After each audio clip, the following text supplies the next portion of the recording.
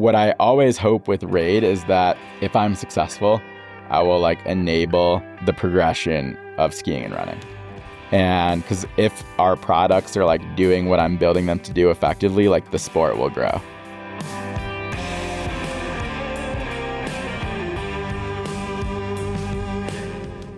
Welcome to Long Run Labs, a weekly podcast from the team behind For the Long Run, telling the stories of those running the outdoor industry where endurance and entrepreneurship meet. Quick word about the huddle before we get into today's episode. If you're building a business, you already know how isolating it can get. You're making decisions daily that most people in your life don't fully understand. And the surface level networking stuff, it rarely helps.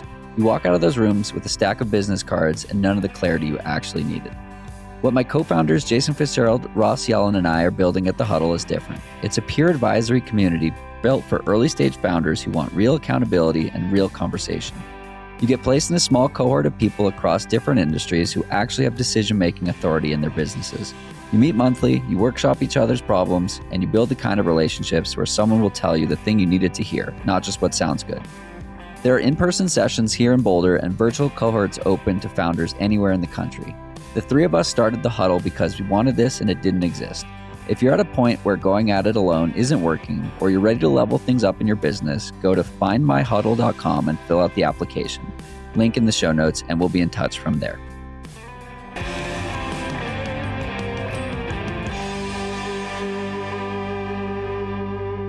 All right, we are live in Boulder, Colorado with Kyle Siegel. Kyle, we did it. We're doing it. We did it. Thanks for having me. Yeah. Who's Kyle? Tough question off the jump. Yeah, tough one. I'm the CEO founder of Raide, which is a ski and running equipment and apparel brand. Skiing and running. Okay, we're going to talk about those things. We're going to talk about your founder's journey. We're going to talk about what it's like being a small business in 2026 and playing in the trail and ski space. Let's dive in on the run side of things. How did running find you? Yeah, I came to running like pretty late in life. Like when I was in college, I pretty much thought I'd never run over a mile for the rest of my life. And then through skiing and doing more backcountry skiing, I wanted to like build my fitness in the summer. Had a girlfriend that was a super strong runner, started running with her, and like it was a pretty slow progression to like sort of get to the point where I like felt the flow. And then once I felt that and like could go on an adventure and like be constantly moving, that's when I like really started enjoying it a lot more. What did it take for that to happen? Just like building working out as a habit. So like it used to be a question mark for me every day, like, am I going to work out today? And I was kind of made a decision. I'm trying to think what age I was. Maybe like when I was 28, I was like, I'm going to work out 6 days a week and I'm going to take every Monday off and that's going to be my habit. And it's the swap approach. Yeah. And it's not like if I'm working out, it's when I'm working out. And then for me, like just going out the door and going for a run, it's like the easiest way. And that's like, that really helped. As a founder and CEO, have you been able to maintain that in building your business? Yeah, I was able to maintain that up until about October of 2025. And then it's been a really big struggle since then, which has been a bummer and something I'm working through. Yeah. Things just got like really busy? Yeah.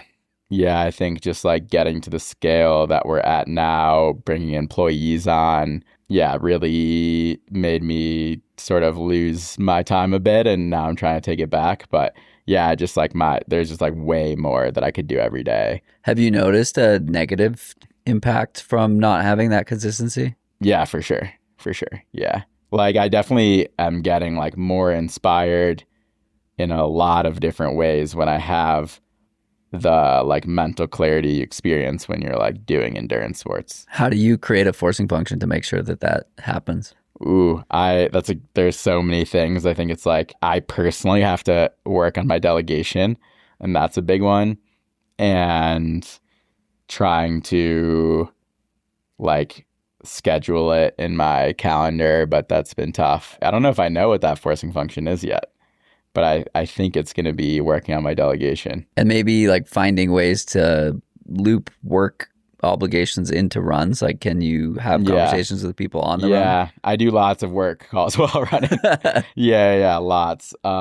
Which is a little depressing. I think what I'm trying to do is like always have like a running list of delegation tasks so that when like now as I'm adding people to the team, it's like, okay, like this role starts. These are all the projects immediately. Like I'm getting an EA. These are all the things the EA can do, and start to like have it and build a habit around like what can I delegate in the back, like being in the back of my mind, if that makes sense. Shameless question. How much time do you spend coordinating meetings each week?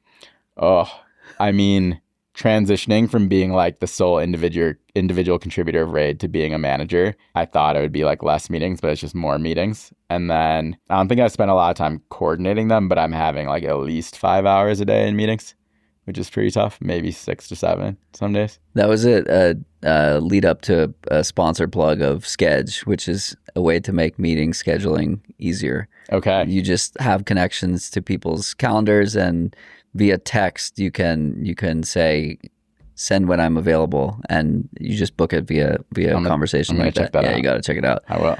Okay, so what is Raid? Give us an explanation of Raid. Let's talk through the like how I built this founder's journey style. I'll come at it from our mission, and then I'll explain how I got there, which like our mission is to enable the freedom and flow of human powered movement. And we do that by building products that really like you forget about when you're ski touring and running. And my founder's journey was going like way back. I went to engineering school. I have a very like builder personality.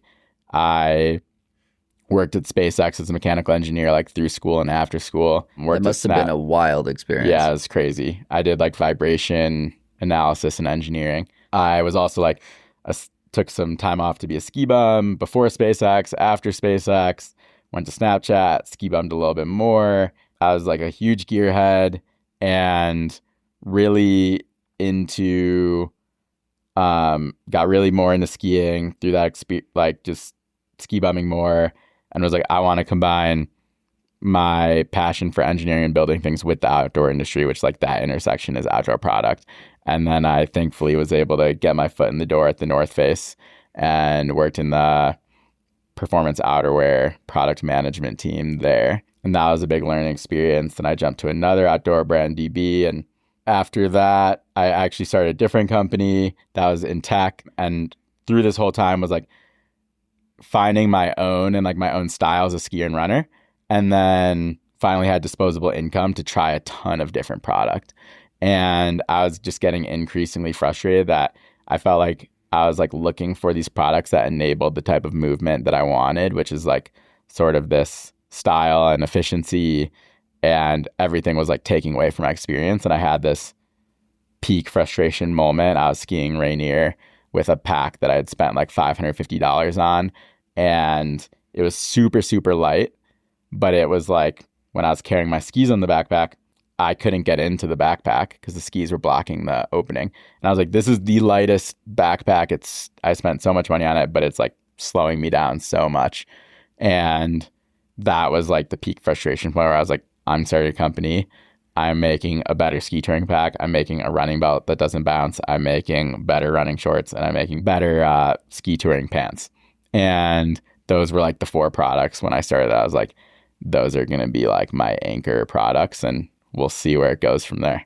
Day 0, day 1, what do they look like? Like, what did the product look like? No, what did those days look like? Yeah, how did you get off the ground? We actually had a crazy start, which my background like isn't in e-commerce. I didn't really know what to expect. I did not do a good job of like building a network and talking to other people. When I started, I was like very like siloed. And the first day we launched and we did like 20K in sales, and which was insane. And like, I just thought that was normal. And like, I had no idea that I was like insanely special. And it was we launched with like an athlete team, and we had 2 press articles, one in this like gear review site called Blister and one in Powder magazine.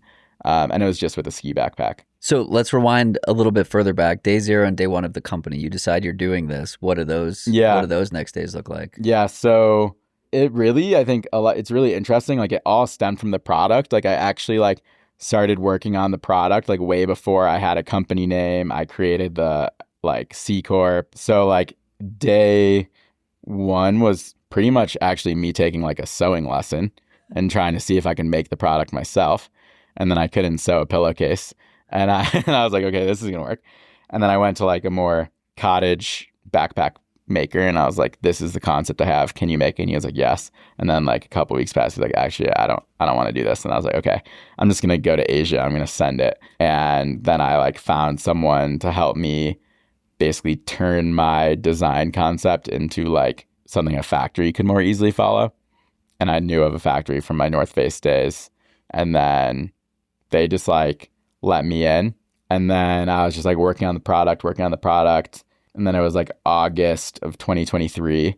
And I was like in Europe with my family. And the product was not like far along as I wanted. And instead of flying home, I flew to Vietnam and spent 2 weeks there working on it. Learned a ton, got it to where I was. And then I was like, okay, now I need to like incorporate the company, find a name, build the logo. And then there was a lot that happened between then and launching, and then a lot obviously that happened after that. So you spent 2 weeks in Vietnam. You get into a place where you're comfortable. How did you get what was true that enabled you to have that 20K first day at launch? The product was great. Like everything at Raide has been product led, which I think there's 3 types of companies. There's product led, sales led, and marketing led companies. And I think there's a lot of marketing led companies that try to fool you into thinking they're product led companies. There's so much crap out there, especially in the running world these days. Yeah, it was great product, and that caused people to want to write about. Is great product with I think like an authentic mission, which is like I was just trying to build the product that I wanted to see out in the world. I had no commercial goals or expectations that I was trying to hit. You just want to hadn't solve quit my something. job. I was still working my other job. I just want to solve a problem for myself and for others. And I had no pressure on Raide ever becoming my full-time job. I had no pressure on it ever reaching any size at any point. I purely, and I still, it's just like, I want Raide to always be working towards that mission and like not letting any sort of like commercial goals get in the way of that. So having good product made it so that athletes wanted to use it, athletes wanted to talk about it, and like media outlets wanted to cover us. And like people were just like on our team. Do you think that I want to talk more about the sales versus product versus marketing led companies, but I had a conversation with Vivek, a mutual friend of ours, about him buying SFRC and the things that he can do as someone who's not buying a running store for commercial intent. Yeah. Like he doesn't need that to put food on his table. And that's going to allow for a better experience for everyone who touches that store, for the next decade because he doesn't have that pressure. Yeah. So net, it's great for everybody involved. Do you think that there's some aspect of that like you didn't have the pressure to perform and you were singularly focused even on creating the best version of something for yourself, and that's enabled you to like orient and align towards quality and kind of at no expense. No, it has to be a good quality, otherwise it doesn't ship, kind of a thing. Yeah, I think, it just allowed me to like stay true to my mission and not have any sort of like competing factors. How do you maintain that, right? Because like you've taken investors at this point. Yeah. How do you stay true to that, or do you stay true to that? It's super hard. And then there are realities of being a sub $10 million brand that are, I think I learned very quick that you kind of have to be sub 1 million or you have to be like over 10 if you want to be in wholesale and like widely distributed. I think you could run like a very lean D2C company, not in wholesale, and stay in the small size and leave a lot of opportunity, and not take advantage of a lot of opportunity. But once you start hiring, you need to be above 10. I think once you start getting into wholesale and like having seasons and like needing that cash flow problem, then you need to like it's hard to operate wholesale and not have like a head of sales, and like it's hard to even be at a couple million in revenue and not have a customer experience manager. And it's hard to be at that level and not have a marketing manager and then not have like an ops director. So like all of a sudden you're at this point where you need like 6 employees to like not be like working 24 hours a day. Yep. And like you want to be at over $1 million in revenue per employee. That's the metric that I try to stay at scaling. So then it's like pretty hard to be sub like 6 to 8 million. Has AI helped make any of that possible? If you asked me this question like 3 weeks ago, I would have told you that AI still has a decent amount to go to like get to a level where it's actually saving me time. But now, Before 3 weeks ago, I felt like I was spending more time getting AI to give me the output that I wanted than if I just spent the time myself. but now, Now I hopped on the OpenClaw yeah. trend and like built that out. It's connected to everything in my business, like Shopify, QuickBooks, Meta, Google Analytics, like everything. So you have my a email, our CFO, Google CMO, Drive. chief of staff all in one. Yeah. And like, yeah, it's been insane. It like made 500 barcode stickers. It would have taken my graphic designer like 2 full days of horrible work, and it just did that in 10 minutes. How did you get to a point where that was the framework that you have? Like, how did you know what to do? To set up OpenClaw, or like, Yeah. Good question. I think I wouldn't say like I'm great at. It kind of goes back to delegation and like starting to like be like, what could I delegate, and then starting to like just think about that more, and then just like asking AI. And I think having the engineer's mindset of like, I can solve any problem, let me just like try to Google it, was how it used to be. Now it's like ask ChatGPT. Is just like a attitude that I have that I would recommend like everyone has. So I've been spending a ton of time with Claude recently, and it was the same thing. It was like, okay, I used ChatGPT for 2 years. I imported all that history into Claude, and when I did that, I had it analyze like, what am I doing often, and what are the repetitive tasks that should be automated, and what sort of like, where are the opportunities to leverage AI? And so it comes back with, these are the 2 things that you do most often in a day. Here's the instructions of how to create this in a totally automated manner. One of those was, so I do sales calls for Eternal, and I have a 7-step post sales call sequence. So I log in the CRM, I log in sales call notes, I create a deal, et cetera, et cetera. And now I've built this out so that all I have to do is say, just had a meeting with Kyle, here are the meeting notes, do your thing. And it boom, awesome. does all So sorts good of at things. that But like stuff. that came from me asking, like, I don't know what I don't know, but I know enough to know that you know how to answer this question. I need to try that. Yeah. Yeah. And so like you can audit your own experience in the tool to say like, what am I doing inefficiently? And you know, you have this mass context of how my business operates. What should I be doing differently? Yeah. And so then it's like a, chief of staff or like a highly functioning strategic thought partner in the process, in addition to the money management and the Shopify e-commerce side of things. Yeah, that's such a interesting thing to think about, because I'm very like task focused. Yep. Rather than I could be like OpenClaw like every morning at 8 a.m. like analyze my business and tell me like what areas are down and where I need to course correct. Well, like another idea. So I do these sales calls, and people message about, or people say like, here are my hesitations, or here are my hurdles, and then they either buy or they don't buy. And so you can analyze, or I've been analyzing signal versus noise. So if somebody tells me something but they buy, it's just noise. I need to address the objection, but I don't want to spend a lot of time on that. And so in a D2C or e-commerce experience, there's an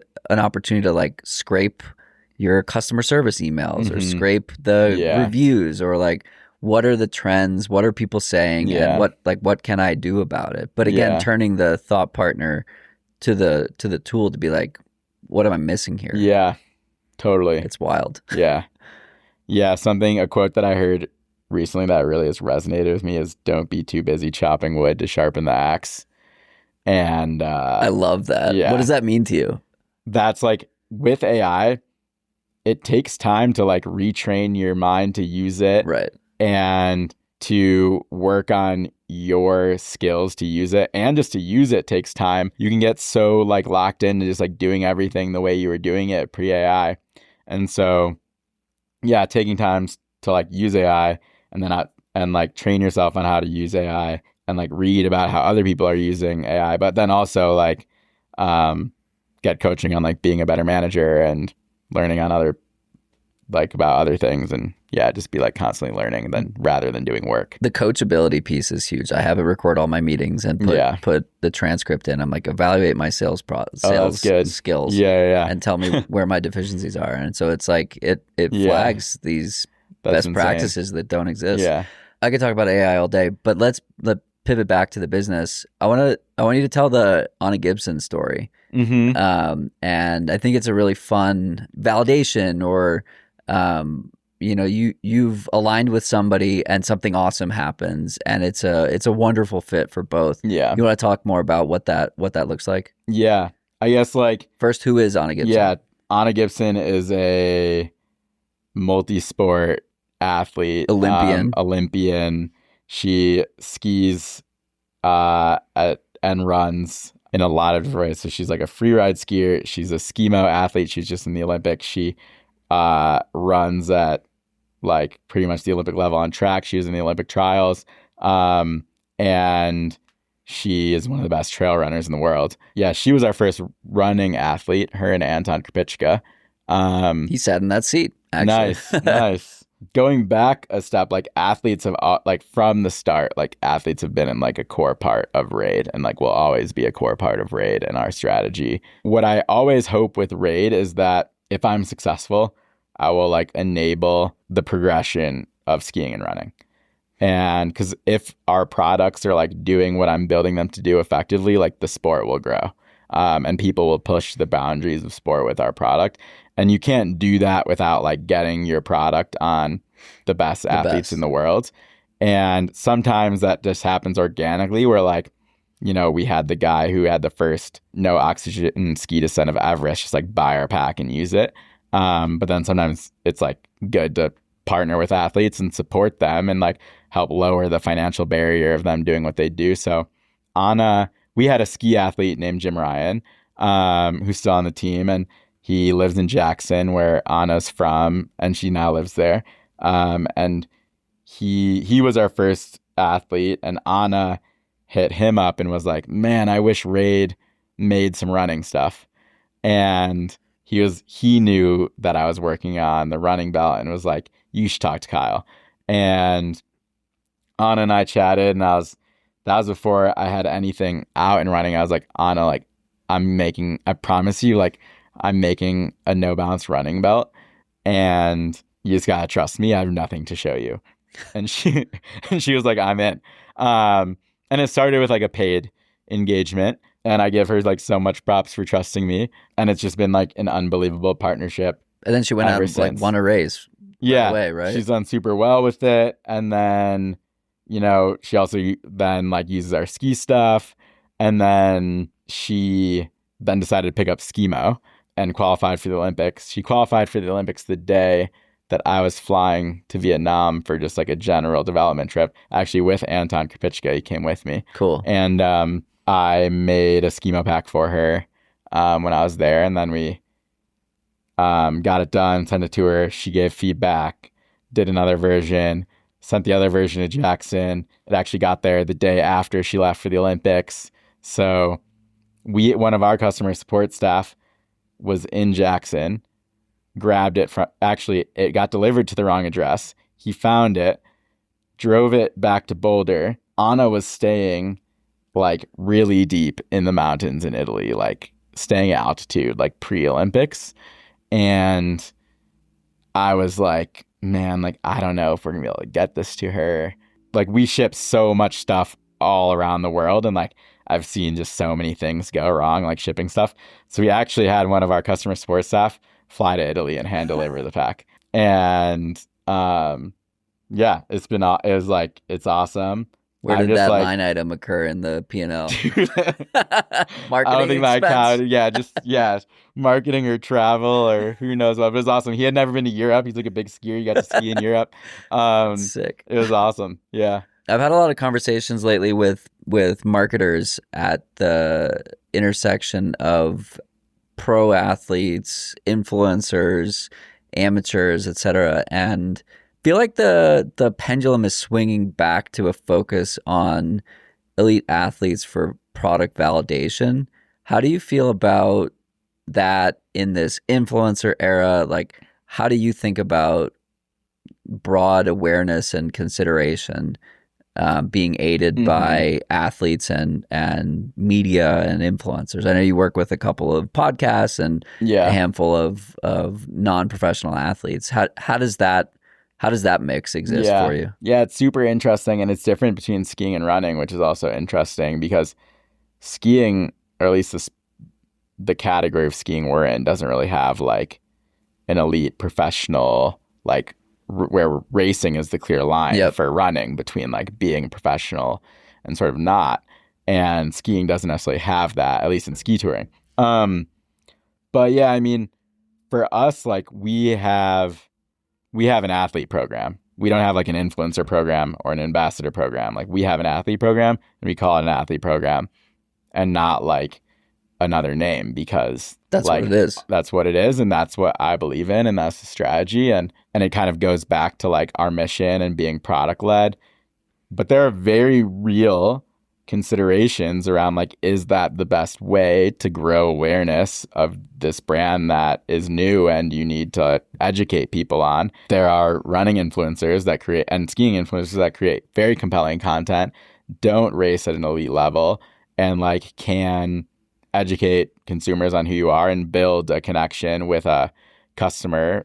And yeah, we're still very much trying to figure out that. We don't like necessarily pay any people that aren't professional runners, but we have like seeded our products to people that aren't necessarily like racing at an elite level. Is it something you're testing? Is it like the thesis is let's just put people on podiums and the product and brand will grow? Yeah, I mean, I sort of think about it. There's some different ways that I think about like athletes and content creators and like how athletes can actually like contribute to driving like growth for your brand. I think about it as like, for athletes, as like conversion community content, and like usually an athlete provides value in like 1, 2, or 3 of those, where like there are very amazing athletes that are like, in Boulder you have these where they don't necessarily create content. They don't necessarily like do things that are like converting tons of customers, but they're like big in their community, and that community is important. Like there's someone in the Roaring Fork Valley named Paul Davis who like everyone who lives there knows, but he's not necessarily like some famous runner and skier. Then there's people that make content that's really great for you, and they might not even be big on Instagram, but you use their content a lot. Like I think a UGC type creator would fall into that bucket. And then there's the conversion aspect, which is like someone like might not have a large community and they might not create any content that's on brand for you, but they might be like really trusted on their opinions, where like we have a guide we work with named Mark Smiley, who he's just like built a brand for himself about being really thoughtful on gear, and he kind of falls in that bucket. So I think about it that way. There's some other people I know I've thought about it as like athlete, content creator, influencer, and people fall in that bucket. Some people can do all 3. Like an Ali Ostrander. Yeah, she's like all 3. Right. Or she's like definitely athlete, content creator. And probably converts. Yeah. So that's sort of how I think about it. We're definitely learning and trying to see also like how can just like ambassadors fit in our brand strategy. I don't think we've like necessarily figured out that playbook, but we'll like send about to like Matt Johnson, who has like 400,000 followers on Instagram, like ran across Texas in the belt. He's got 1 million. Million now? On YouTube, oh my at God. Least. Crazy. Or on Instagram. I think he posted yesterday. He's got 1 million. Oh, wow. He's running 250 miles to the White House. That's crazy. That's awesome. A couple of his. And I love him. He's like so compelling. Yeah. And like we would never want to like not work with someone like that. But we don't like pay him. Yeah. Huh. What's the feedback loop for him? He just likes the product. Yeah. Fascinating. Quick heads up. If you want to support the show, we've got paid subscriptions at $8 a month or $96 for the year. If you go annual, you'll get a For the Long Run hat while they last, plus some goodies from our partners. It helps us invest in higher quality production and rely less on ads so we can keep the show focused on the conversations you care about. Check it out at forthelong.run/subscribe, and thanks for listening. I had a conversation with the founder of Go Brewing recently, Joe Chura, I believe is his name. He's like an e-commerce whiz and has a patent on like an attribution model and builds all of his own stuff for Go Brewing. They become one of the top non-alcoholic beers.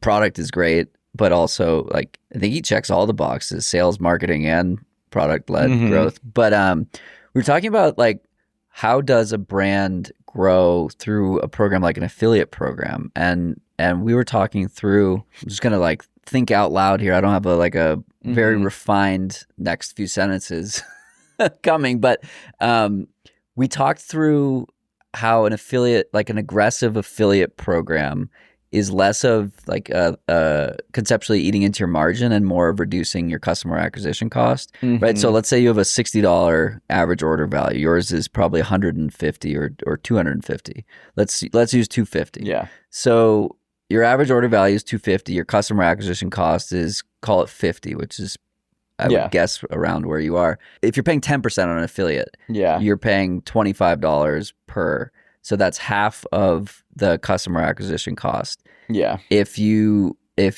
triple that to 30%, you're paying $75 for the acquired customer, but it's not really coming out of your marketing budget. It's kind of just a bonus. And so creating a model, this is what we're talking through, and it's something I'm going to test with some brands. But the model is basically like an aggressive affiliate commission that is a bonus sale instead of eating margin on, or you getting what I'm saying? I'm not really training. It's selling it very. You're only spending the money if you make the money. You're not like exactly. It's not like spending on meta, right?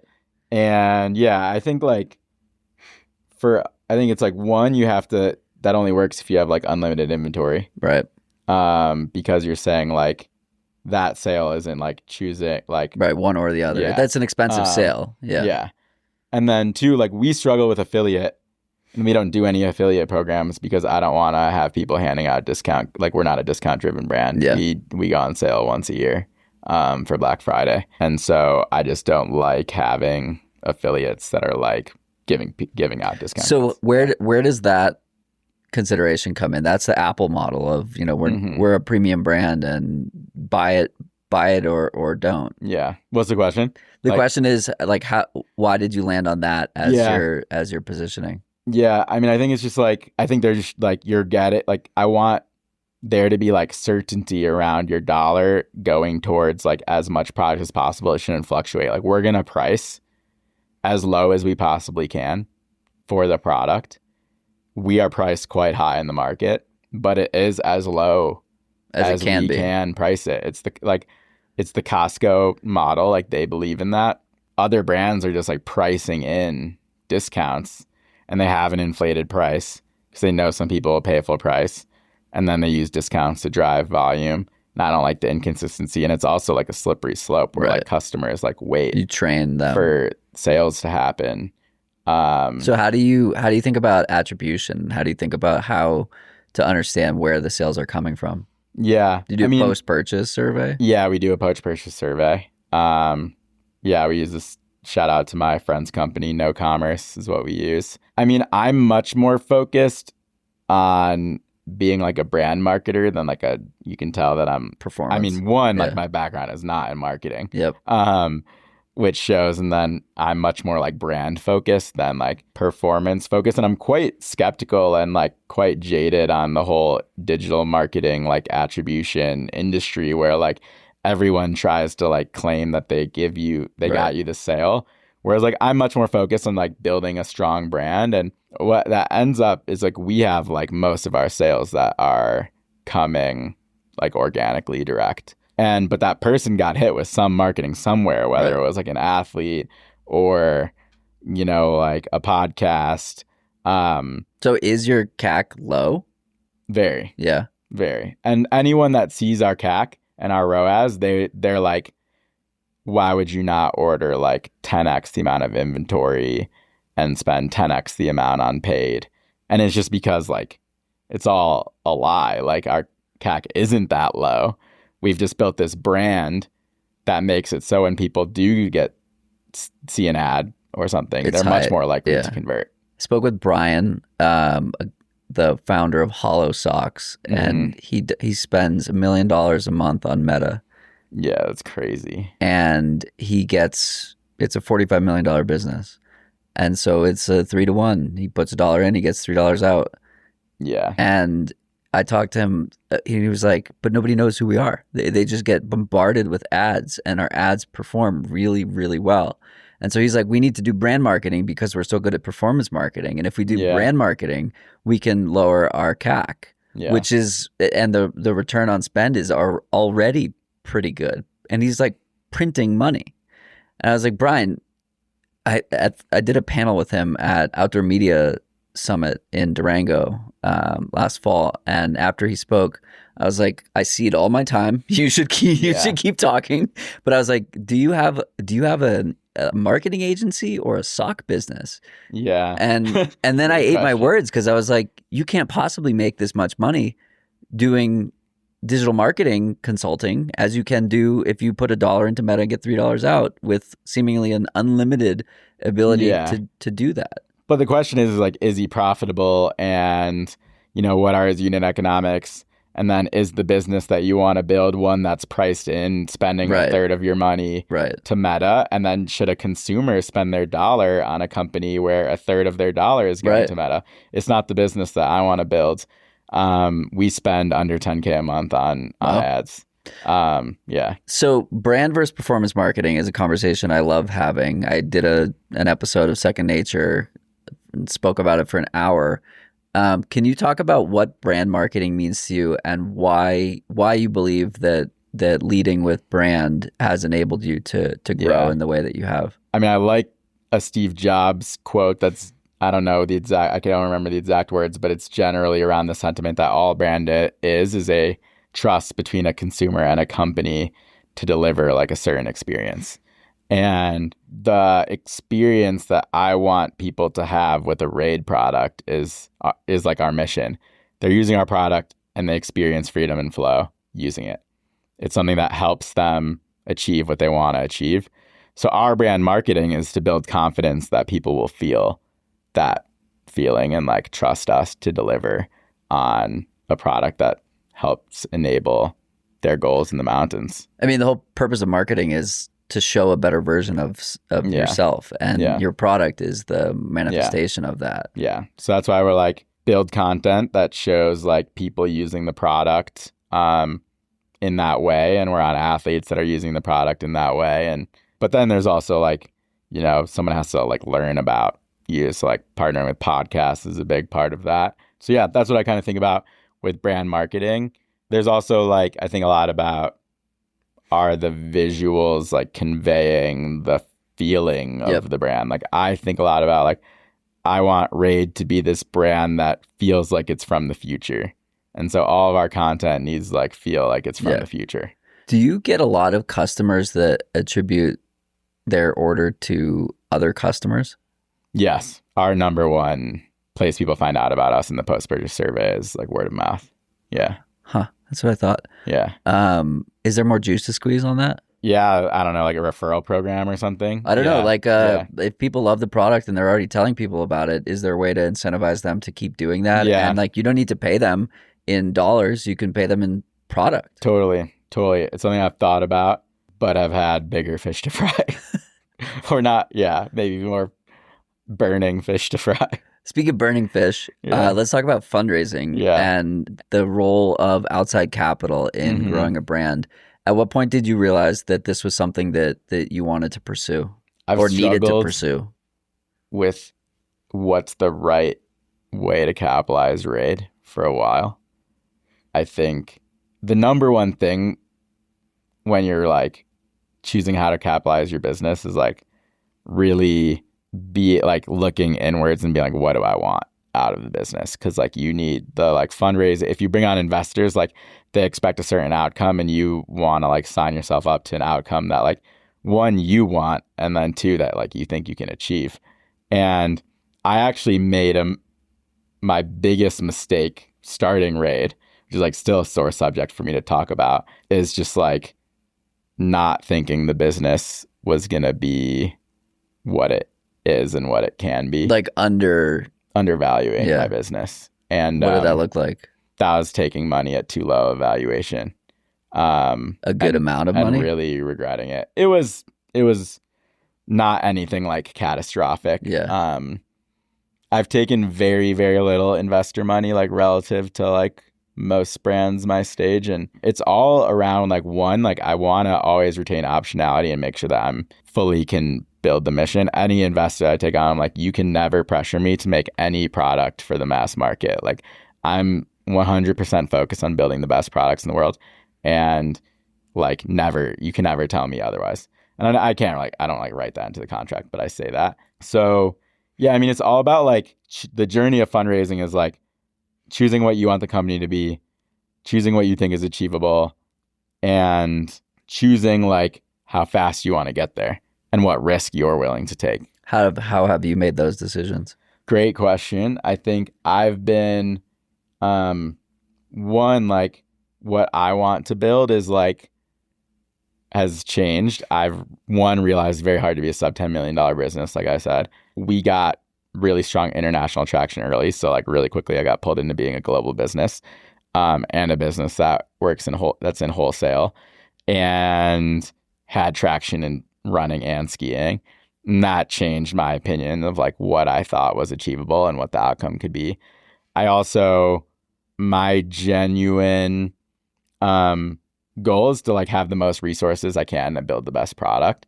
So I do want to build a business where I have like quite a bit of fuck around money to do research and development, and like do just like really amazing custom, like vertically integrated product building, and fly it to the mountains of Italy. Yeah.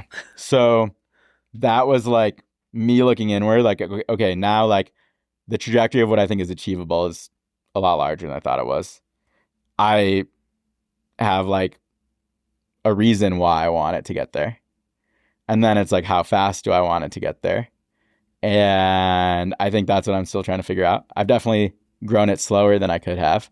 We've been out of stock, like probably more than we've been in stock for the past 2 years.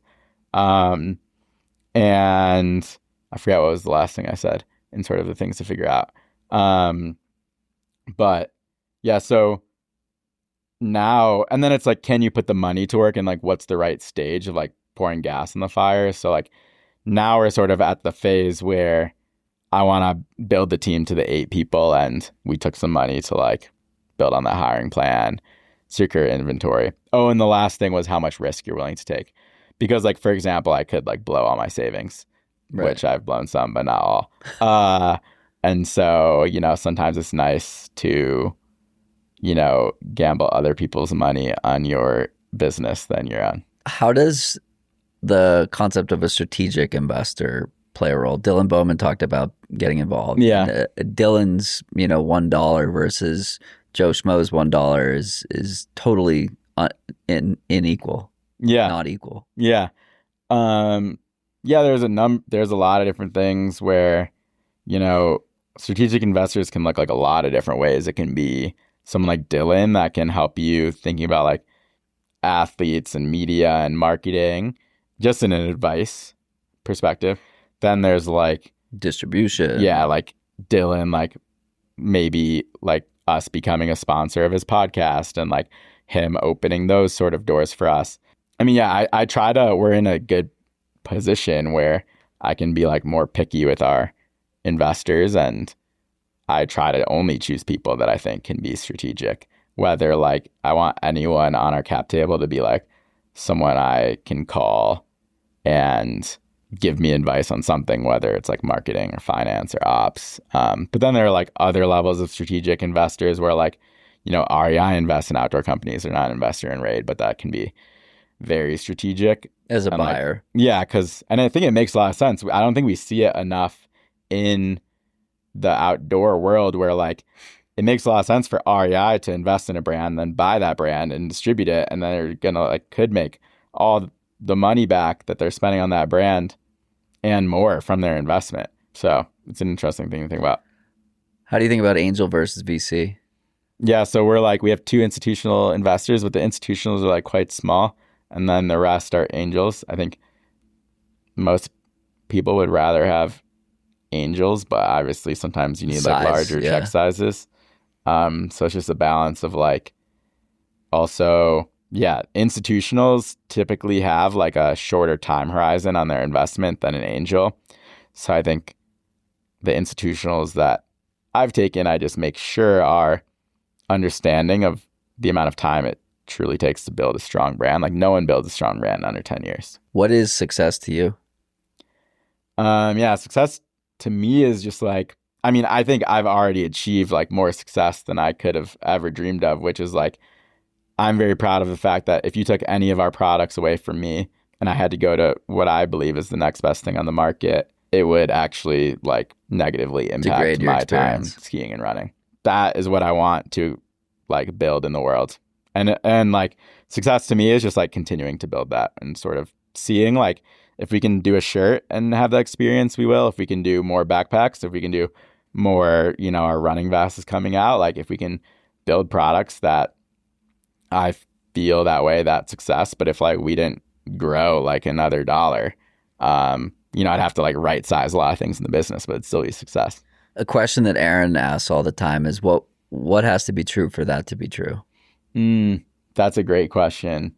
I think it's just like we have to be like hyper focused on the purpose of what we're building for and like the purpose of the products, and then just like not let anything distract us from that. There's obviously then like lots of byproduct of like how do you build the ops and the financing and the fulfillment and all of that to like make that happen, because you got to get the product in people's hands, not just design it. But I saw a question on Twitter the other day, and the question was, what was the most expensive mistake you've made?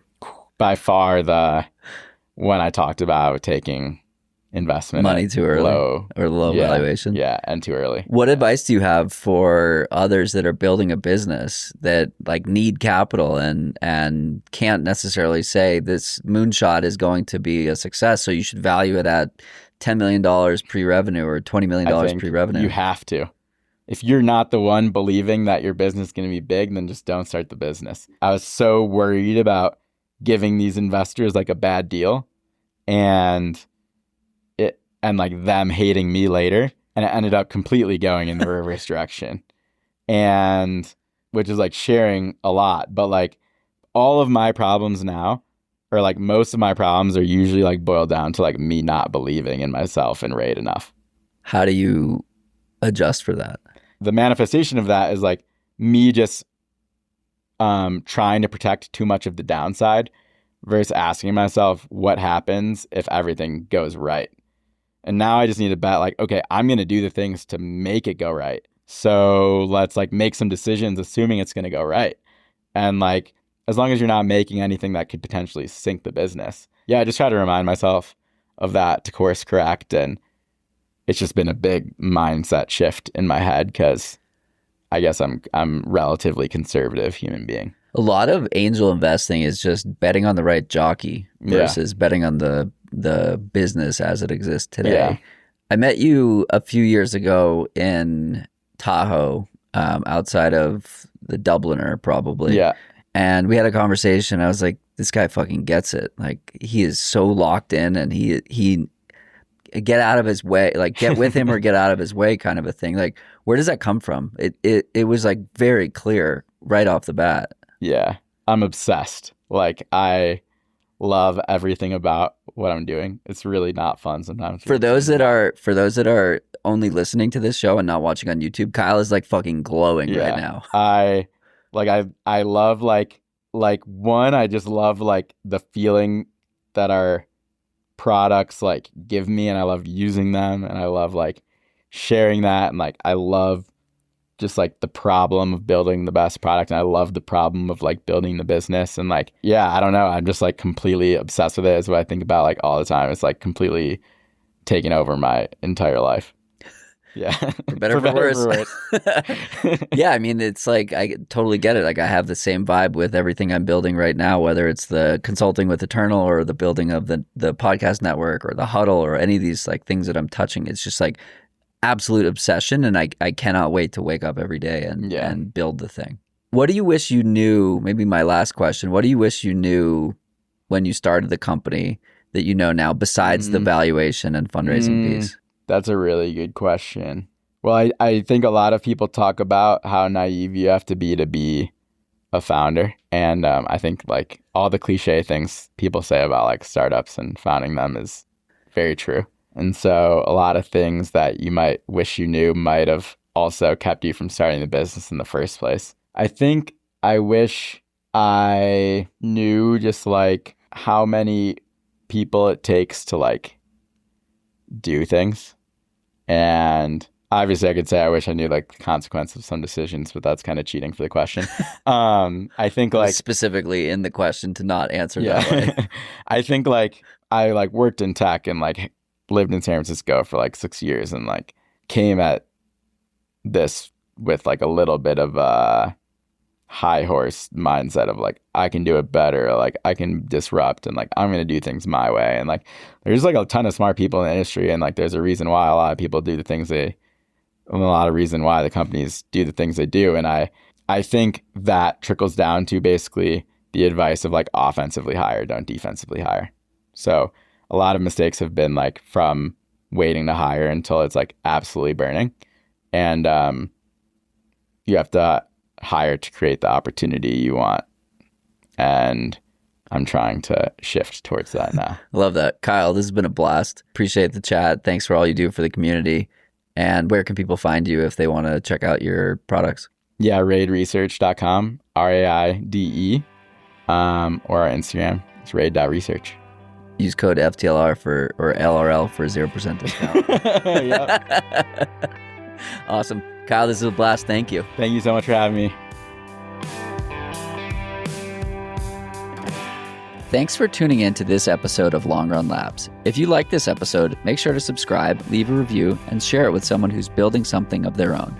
We'll be back next Tuesday with more stories at the intersection of endurance and entrepreneurship from the people shaping the outdoor industry in ways big and small. Until then, keep showing up, keep asking questions, and we'll see you out there. The show is produced by Dylan Delaney of Delaney Video LLC, with musical composition by Brian Walters of Single Track Sound, and managed overall by Emily Holland of Wild Poppy Creative.